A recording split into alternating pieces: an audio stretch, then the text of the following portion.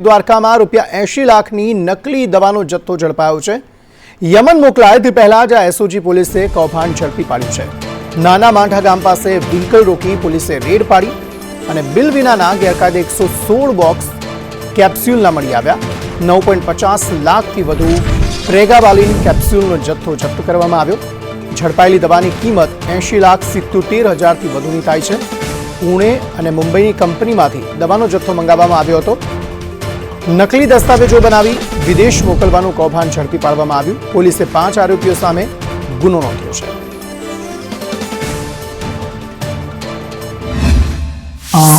અંબાલિયા તાલુકાના નાના માંડા ગામ પાસે બાતમી આધારે એક ટાટા એસએસ નામની ગાડી છે એ પકડી પાડવામાં આવેલી હતી। ગાડીને ચેક કરતા તેમાંથી અલગ અલગ બોક્સોમાં વિપુલ માત્રામાં દવાઓનો જથ્થો મળી આવેલો હતો। જે દવાના જથ્થા બાબતે ડ્રાઈવર પાસેથી બિલો ચેક કરતા તેમાં કુલ 80 બોક્સ જેની કિંમત ₹14,70,000 લખેલી હતી।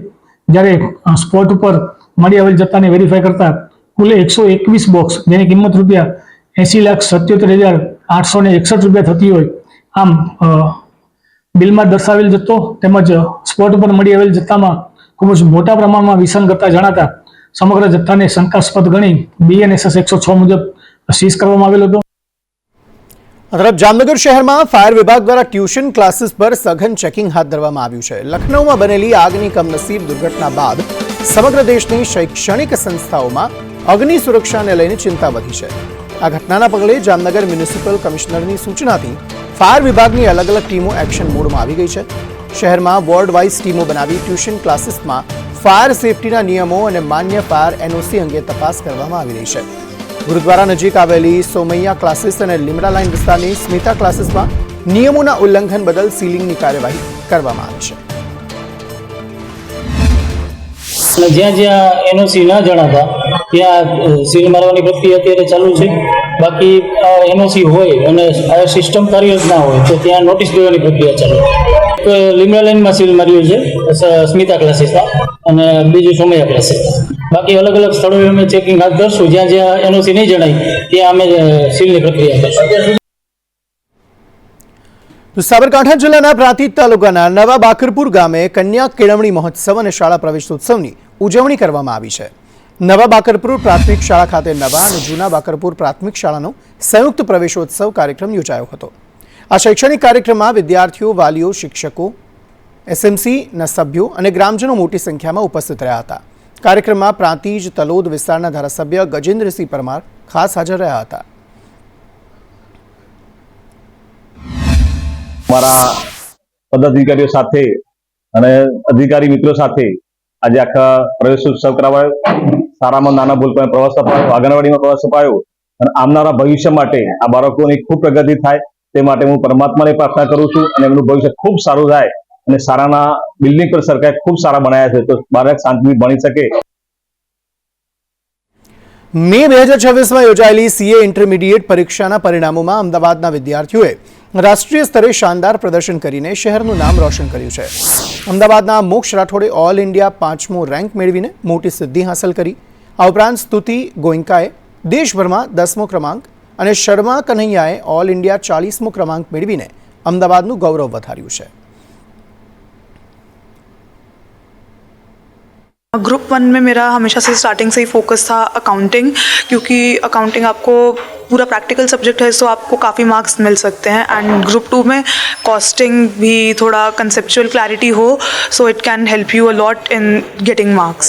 उनसे मैं बस यही कहूँगी कि कंसिस्टेंटली डिसिप्लिन के साथ पढ़िए और ऐसा नहीं है कि आप खाली रट्टा मारे जो सम्स आप कर रहे हैं। आपको इन डेप्थ कंसेप्चुअल क्लैरिटी चाहिए कि तभी आप क्लियर कर सकते हैं। એટલે મેં છે ને મારા 12મા પછી જ CA ફાઉન્ડેશનની એક્ઝામ 1.5 મહિનામાં આપી હતી અને મેં ત્યારે બહુ મહેનત કરી હતી એટલે મને ઓલ ઇન્ડિયા રેન્ક 8th આવ્યો હતો ફાઉન્ડેશનમાં। જે દિવસે રિઝલ્ટ આવ્યો તો એ દિવસે જ આમ મારી ફેમિલી જે હતી એટલી ખુશ થઈ હતી તો મને મગજમાં એવું થયું હતું કે એ દાડેથી જ મેં ગોલ સેટ કરી લીધો હતો કે આપણે CA ઇન્ટરમાં બી ટોપ 10માં આવવાનું પ્રયત્ન ફૂલ કરવું છે અને એ હિસાબે મહેનત બી એ પ્રકારની જ પહેલા દિવસથી ચાલુ કરી દીધી હતી। એટલે હું નાનપણથી જ મને સ્પોર્ટ્સમાં બહુ ઇન્ટરેસ્ટ છે અને મારી જે ફેમિલી છે ફૂલ સપોર્ટિવ છે કે એમને એવું જ લાગે કે તમે જો રમો નહીં તો તમારું જે ફોકસ ભણવા પર રહે નહીં આખું। એટલે હું સ્ટાર્ટિંગથી જ ફૂટબોલ રમતો હતો અને સ્કૂલમાં હું 12મામાં નેશનલ રમેલો હતો અને ફાઉન્ડેશન વખતે બી નેશનલની ઓપોર્ચ્યુનિટી આવી હતી, પણ ત્યારે મેં સીએને વધારે ફોકસ આપેલું. Institute of chartered accountants of ઇન્ડિયાનું સેકન્ડ લેવલનું પરિણામ એટલે કે ઇન્ટરમીડિયેટનું પરિણામ આજે જાહેર થયું છે, જેમાં ઓલ ઓવર ઇન્ડિયા લેવલે બંને ગ્રુપ જે અપિયર્ડ કર્યું હતું એવા 33,304 સ્ટુડન્ટ હતા, જેમાં 2820 સ્ટુડન્ટ પાસ થયા છે. એટલે કે 8.47% સ્ટુડન્ટ્સ જે બંને ગ્રુપ અપિયર્ડ કર્યું હતું એમાં પાસ થયા છે. ગ્રુપ 1 અપિયર્ડ કર્યું હતું એમાં 91,237 સ્ટુડન્ટ અપિયર થયા હતા, એમાં 9,350 સ્ટુડન્ટ એટલે કે 10.25% ગ્રુપ 1 પાસ થયા છે. ગ્રુપ 2 અપિયર્ડ કર્યું હતું એમાં 64,381 સ્ટુડન્ટે અપિયર્ડ કર્યું હતું, એમાં 10,372 સ્ટુડન્ટ ગ્રુપ 2 પાસ થયા છે, એટલે કે 16.11% પાસ થયા છે. આ ઓલ ઓવર ઇન્ડિયા લેવલનું પરિણામ હતું. આ તરફ કેન્દ્ર શાસિત પ્રદેશ દીવના વણાકબારા ખાતે માછીમારો માટે વિશેષ જાગૃતિ વર્કશોપનું આયોજન કરવામાં આવ્યું હતું. મહાસાગર ફિશરીઝ સોસાયટીના સભાખંડમાં દીવ ફિશરીઝ વિભાગ અને ફિશરીઝ સર્વે ઓફ ઇન્ડિયા દ્વારા સંયુક્ત કાર્યક્રમ યોજાયો હતો, જેમાં માછીમારોને કેન્દ્ર સરકારની વિવિધ સહાય, સબસિડી યોજનાઓ અને સમુદ્રમાં માછીમારી દરમિયાન પાલન કરવાના નિયમો અંગે વિસ્તૃત માર્ગદર્શન આપવામાં આવ્યું હતું. અધિકારીઓએ સ્પષ્ટ કર્યું હતું કે 12 નોટિકલ માઇલથી દૂર માછીમારી કરવા માટે વાહન ચાલકો અને માછીમારો પાસે એક્સેસ પાસ હોવો ફરજિયાત છે. આ પાસના આધારે નિયમો અનુસાર જિલ્લા વિસ્તારની બહાર પણ માછીમારીની મંજૂરી મળી શકશે. हम यहाँ पे आज दीव में अवेयरनेस प्रोग्राम और उसी के साथ साथ में जो सरकारी लाभ या स्टेट समृद्धि के बारे में बताने के लिए यहाँ पे भारत सरकार की ओर से हम लोग यहाँ पे आए हैं. और हमारा मेन मोटो है, मतलब सरकार का ये मोटो है कि आप अवेयरनेस प्रोग्राम और उसके साथ साथ में अपने मछुआरे भाइयों को ये रजिस्ट्रेशन, बोट रजिस्ट्रेशन और उसकी एक्सेसिबिलिटी कैसा करना है, क्या उसके बारे में माहिती देने के लिए आए हैं. મહાસાગર ફિશરીઝના સભાખંડમાં એક મીટિંગ રાખવામાં આવેલી હતી. તેમાં ઇઝ એક્સેસ પાસ વિશેની માહિતી અવેરનેસ રાખવામાં આવ્યું. તેમાં ફિશરમેનોને 12 નોટિકલ માઇલની બહાર જઈ 12 નોટિકલ માઇલ છે જે ડિસ્ટ્રિક્ટનો એરિયો હોય છે તે ફિશરીઝ ડિપાર્ટમેન્ટ દીવ પરમિશન આપે છે.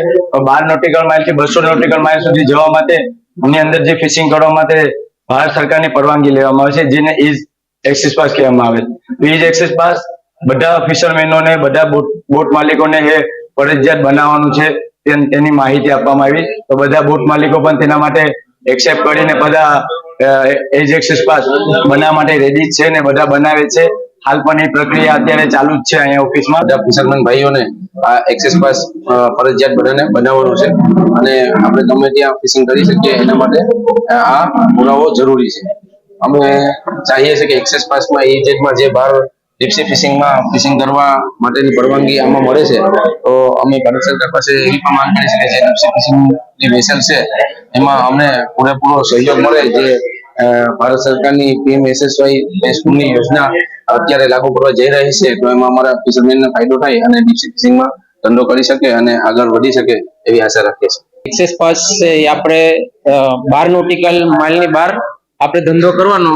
જ્યાં કઈ એ પાસની એવો હેતુ છે કે કઈ પણ એવું લાગે કે ભાઈ આપણે કઈ કોઈ ઓલામાં ફસાણા હોય કે કઈ કોઈ નેવી પકડા હોય તો એ એક્સેસ પાસ આપણે બતાવી શકીએ અને એનાથી આપણને આગળ જતા જે સ્કીમોના પણ ફાયદા અને જે કઈ પેલું હોય એ બધા ફાયદા આપણને મળે. અને અમારા માછીમાર ભાઈઓ જે ગવર્મેન્ટ જે પેલું છે એમાં જે કઈ પણ બેન હોય એ અમારા ફિશરમેન ભાઈઓ પહેલી તકે એનું પાલન કરે છે અને એમાં સપોર્ટ કરે છે. અમદાવાદની નારણપુરા પોલીસે એક મોટા કૌભાંડનો પર્દાફાશ કર્યો છે. પોલીસે ઓનલાઈન ગેમિંગ એપ્લિકેશન ચલાવીને રોકાણકારો સાથે છેતરપિંડી આચરતી ગેંગના 5 આરોપીઓની ધરપકડ કરી છે. નારણપુરા પોલીસની ટીમે બાતમીના આધારે જીતેન્દ્રનગર આદર્શનગરના એક મકાનમાં દરોડો પાડ્યો હતો, જ્યાં ગેરકાયદેસર નેટવર્ક ઓપરેટ કરતા આરોપીઓ ઝડપાયા હતા. આરોપીઓ પ્રતિબંધિત રેડ્ડી અન્ના એપ્લિકેશન પર ક્રિકેટ અને ફૂટબોલ જેવી ઓનલાઈન ગેમ્સ રમાડવા માટે આઈડી બનાવી આપતા હતા. દરોડા દરમિયાન પોલીસે 40 ATM card, chequebook, passbook, 17 mobile phone અને 30 સિમ કાર્ડ જપ્ત કર્યા છે.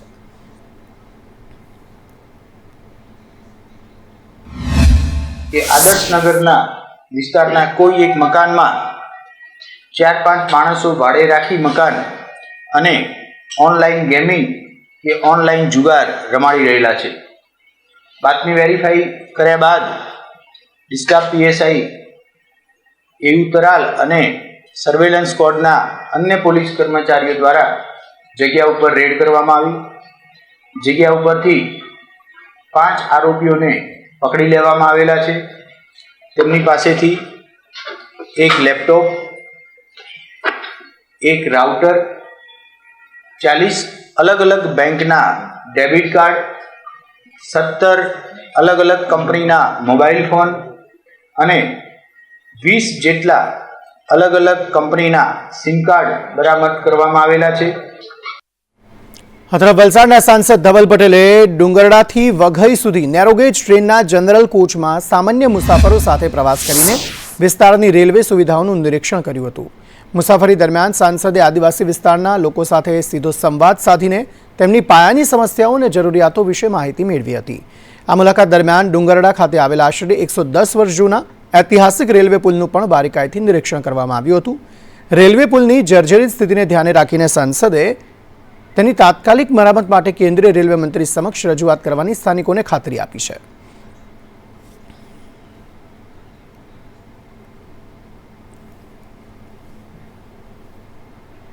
યાત્રાધામ શામળાજીમાં આઈસીસી ચેરમેન જય શાહે દર્શન કર્યા હતા. જય શાહે ભગવાન શામળિયાના દર્શન કર્યા. જય શાહે ભગવાન શામળિયાને ધજા ચઢાવી હતી. મંદિર ટ્રસ્ટ દ્વારા ખેસ પહેરાવીને તેમનું સ્વાગત કરવામાં આવ્યું હતું.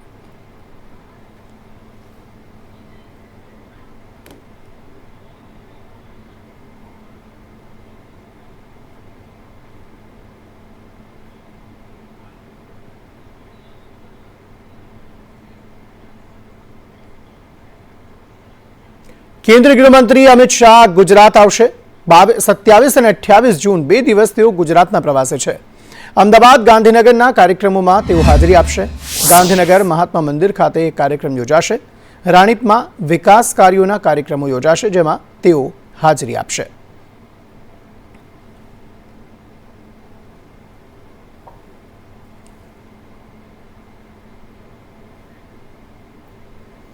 પેટ્રોલ જહાજ ICGS અચલવાડીના પોર્ટ પર પહોંચી ગયું છે. ભારતીય કોસ્ટગાર્ડ દ્વારા નવું ફાસ્ટ પેટ્રોલ જહાજ ICGS અચલવાડીના બેઝ પોર્ટ પર પહોંચ્યું. જહાજ દરિયાઈ સુરક્ષા અને દેખરેખને મજબૂતી આપશે. ગુજરાત દરિયાકાંઠે સુરક્ષા સઘન બનાવવા કવાયત કરાઈ છે. સમુદ્રમાં આકસ્મિક પરિસ્થિતિમાં ઝડપી પ્રતિસાદ મળશે. માછીમારો, દરિયાઈ સીમા અને રાષ્ટ્રીય હિતોની સુરક્ષામાં વધારો થશે.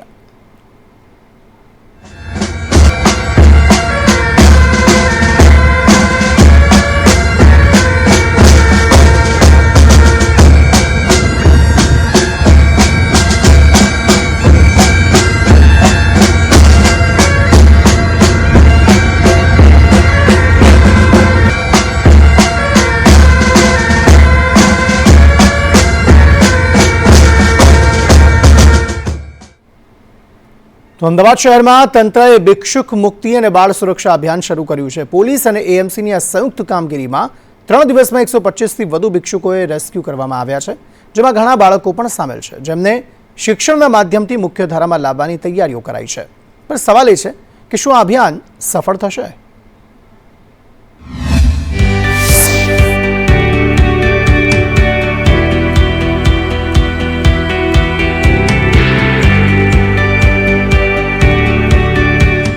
અમદાવાદની ભાગ્યે જ કોઈ એવી જાહેર જગ્યા હશે જ્યાં ભિક્ષુકોએ ડેરા નાખ્યા ન હોય. જોકે ભિક્ષા માંગીને ગુજરાન ચલાવતા આ લોકો પર હવે તંત્રની નજર છે. સોમવારથી એટલે કે 22મી જૂનથી હાથ ધરાયેલા આ અભિયાનમાં કુલ 130 જેટલા ભિક્ષુકોનું રેસ્ક્યુ કરવામાં આવ્યું છે. 3 દિવસમાં 109થી વધુ બાળકોનું રેસ્ક્યુ કરીને તેમના પરિવારોને સોંપવામાં આવ્યા છે. પકડાયેલા તમામ ભિક્ષુકોને નિયમ મુજબ કોર્ટ સમક્ષ રજૂ કરીને ભિક્ષુક ગૃહમાં મોકલવામાં આવ્યા છે, જ્યારે 4 અનાથ બાળકોને બાળ સંરક્ષણ ગૃહમાં મોકલવામાં આવ્યા છે. બાળકો ફરી ભિક્ષાવૃત્તિ તરફ પાછા ન વળે તે માટે તેમના પરિવારજનોને સમજાવવામાં પણ આવ્યા છે. તો આજે ટોટલ 47 પુરુષો અને 16 સ્ત્રીઓ એમ મળી અને 63 લોકોને આપણે આજે જે તે સ્પોટ્સ પરથી એકઠા કરેલા હતા અને હાલમાં તેઓને આપણે નામદાર કોર્ટ સમક્ષ મોકલેલા છે. આગળથી ત્યાંથી તેઓને ભિક્ષુક ગૃહ તરફ મોકલવાની કાર્યવાહી હાથ ધરવામાં આવશે. ત્રણ દિવસમાં આપણને કુલ 109 બાળકો જે ભિક્ષાવૃત્તિ સાથે સંકળાયા હોય તેવા મળેલા હતા. તેમાંથી 4 બાળકો એવા હતા કે જેમના વાલી વારસોનો કોઈ અતોપતો ન હતો, તેથી તેઓને CWC દ્વારા બાળ સંરક્ષણ ગૃહમાં મોકલવામાં આવેલા છે. મોટી વાત એ હતી કે ભિક્ષાવૃત્તિમાંથી રેસ્ક્યુ કરવામાં આવેલા 25 જેટલા બાળકોને શાળામાં પ્રવેશ અપાયો છે. નાયબ મુખ્યમંત્રી હર્ષ સંઘવીએ શાળા પ્રવેશોત્સવ હેઠળ આ બાળકોને એક નવી જિંદગીની ભેટ આપી હતી. સંઘવીએ કોર્પોરેશન અને પોલીસની આ સંયુક્ત કામગીરીના વખાણ કરી તેને ઐતિહાસિક ગણાવી હતી. આ એવા બાળકો છે જેમને રિસેસની સ્કૂલની ઘંટડી ક્યારેય સાંભળી જ નથી. ટ્રાફિક સિગ્નલ પર લાલ લાઇટ અને લીલી લાઇટ દરમિયાન પોલીસની સીટીનો અવાજ સાંભળીને જેમને જીવન ગુજારતા હતા, એવા બાળકોને ભણતર તરફ વાળવામાં અમદાવાદ પોલીસે આ અદ્ભુત કામગીરી કરી. ભિક્ષુક મુક્ત અમદાવાદ અભિયાનનો હેતુ કોમનવેલ્થ ગેમ્સ અને ઓલિમ્પિક પહેલા શહેરને નવી ઓળખ આપવાનો છે. ભિક્ષાવૃત્તિ અને બાળ મજૂરીમાંથી મુક્ત કરાવીને બાળકોને મુખ્યધારામાં લાવવાનું અભિયાન છેલ્લા કેટલાક વર્ષોથી ચાલી રહ્યું છે. વર્ષ 2024 થી અત્યાર સુધીમાં 276 બાળકોને ભિક્ષાવૃત્તિના વિષચક્રમાંથી મુક્ત કરાવવામાં આવ્યા છે. આ ઉપરાંત અપહરણ કરાયેલા 33 બાળકોનું તેમના પરિવાર સાથે પુનઃ મિલન કરાવવામાં સફળતા મળી છે. આ અભિયાન છતાં ભિક્ષાવૃત્તિનું દૂષણ દૂર નથી થતું, ત્યારે હવે જોવું એ રહેશે કે આ ડ્રાઈવ બાદ પરિસ્થિતિ કેટલી સુધરે છે. હિરેન રાવલ, સંદેશ ન્યૂઝ, અમદાવાદ. સુપ્રસિદ્ધ યાત્રાધામ ડાકોર ખાતે આવેલા રણછોડરાયજી મંદિરમાં ઉત્સાહપૂર્ણ માહોલમાં નાવ મનોરથની ઉજવણી કરવામાં આવી. જેઠ સુદ પાંચમના પવિત્ર દિવસે ભગવાન રણછોડરાયજીને પરંપરાગત રીતે નૌકા વિહાર કરાવવામાં આવ્યો હતો. મંદિરના સેવકો દ્વારા શ્રી ગોપાલલાલજી મહારાજને સુંદર રીતે શણગારેલી નાવમાં બિરાજમાન કરાવીને ઠંડકનો ભાવ પ્રદાન કરવામાં આવ્યો.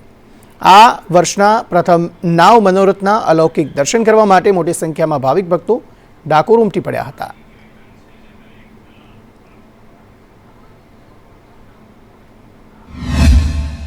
ગંગા દશેરા નિમિત્તે રાજા રણછોડના નૌકા વિહાર છે, એમાં દર્શન કરવા આવ્યા છીએ અમે, અને દર્શન કરીને અમે ધન્યતા અનુભવીએ છીએ. અમે દર ગંગા દશેરાએ અહીંયા આવીએ છીએ દર્શન કરવા. મંદિરમાં દર વર્ષે અનેક ઋતુ પ્રમાણે દિનચર્યાનું પાલન કરવામાં આવે છે.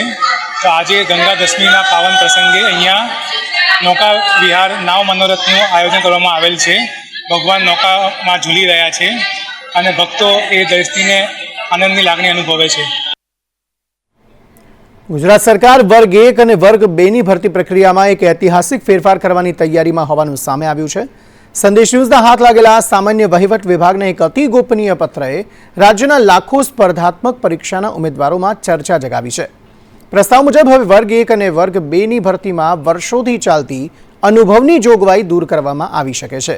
એટલે કે કોઈપણ ગ્રેજ્યુએટ ઉમેદવાર સીધો જીપીએસસીની પરીક્ષામાં બેસી શકશે. સરકારનું માનવું છે કે આ નિર્ણયથી ભરતી પ્રક્રિયા ઝડપી બનશે અને લાંબા સમયથી ખાલી પડેલી જગ્યાઓ ઝડપથી ભરાશે. જોકે આ નિર્ણયને લઈને અનેક સવાલો પણ ઊભા થયા છે.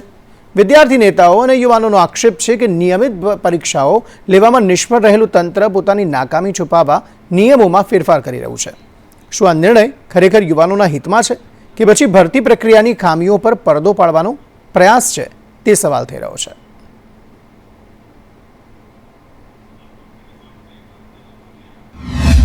પરીક્ષાઓની નિયમિત લેવામાં નિષ્ફળ નીવડેલું તંત્ર ભરતી સંસ્થા પરનું ભારણ ઘટાડવા અનુભવને નિયમને જ બદલી નાખે છે. આ કેવું?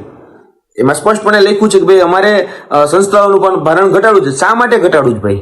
અને તમે એ વાતની બહુ સ્પષ્ટતા આપો કે અત્યાર સુધી જે અનુભવના આધારે જે કદાચ આ જવાબદારીપૂર્વકનું જે પદ છે, એટલે કે ક્લાસ 1 અને ક્લાસ 2 જેવા અત્યંત જવાબદારીપૂર્વકનો વહીવટી પદો જે છે એની ઉપર અનુભવ વગરના અધિકારીઓ લાવવાની ઉતાવળ શા માટે છે અને શા માટે છે એની સ્પષ્ટતા જીએડીએ અને જીપીએસસી મળીને આપવી જોઈએ. કેમ? કારણ કે જીએડી જે છે ને એ જીએડી એ સામાન્ય વહીવટ વિભાગ નિયમ બનાવતી સંસ્થા છે અને એનું પાલન કરાવતી સંસ્થા, એટલે કે ભરતી કંડક્ટ કરતી સંસ્થા છે એ જીપીએસસી છે. શું આ વહીવટી ક્ષમતા સાથે સમાધાન છે કે પછી જીપીએસસી પોતાનું જ ભારણ ઘટાડવાની ક્યાંક ને ક્યાંક આળસ છે?